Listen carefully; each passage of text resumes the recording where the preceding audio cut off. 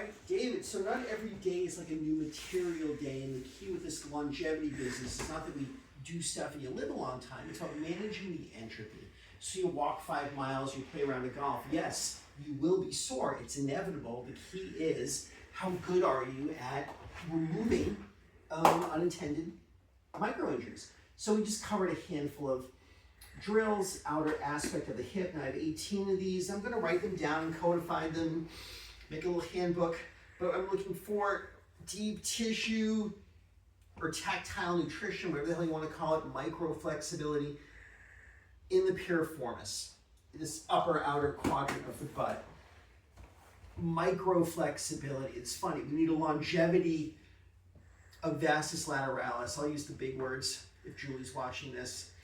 Oh, and I like to do a tap of the foot. This is just part of the general theme that if I go directly at the tissue constricts. However, if I go indirectly at the tissue will adapt and become squishier. We have the peroneus muscle, maybe anterior tib, but essentially this front of the shin that runs to the tips of the toes. And the micro mobility there. Now, I think the element with you that is incredibly significant, plus I also have more techniques. You know, this business for the quadratus lumborum and the iliacus. You just do this until all of a sudden you don't feel like you're stuck in your body anymore.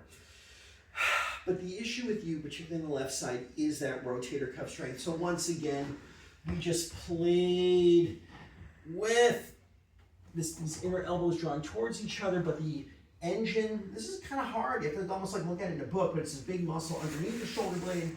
It depresses the shoulder blade, and that powers this turning of the arm. For Julie, subscapularis is called an internal rotator. I think it's an external rotator. The damn thing pushes the intertubercular groove. It pulls it in, but it also pushes it out. And then, David, for you, just this build up, and it's slow, but who cares? Now you have that arm action. You know, we've covered this a handful of times, but man, if there is a difference between young and old, it's the amount of shoulder strength, grip strength, fingers. So you just turn the arms, and just hop on the turning arms. A little bonus for this week, a little spot in the knuckles. Right here, this is where the lumbrical muscles are. They're sensory detectors. So even being able to get micro movement in these muscles you would never know exist, they control a bit of finger movement, but if they can move, they can detect movement. And it's that detection in the hand that runs into the sensory cortex. But it's from these muscles of the hands. Hands are magic. And one of the themes of longevity of youth is keep your hands giant, sensory-wise. So it feels like a crack in a filling. So the way the teeth feel giant to the tongue, the hands have to be giant to the brain. The key to the handstand when you're doing it is your hands feel like they're canoes or snowshoes. And that sensory acuity is developed with this deep tissue work in between the knuckles. Advanced stuff.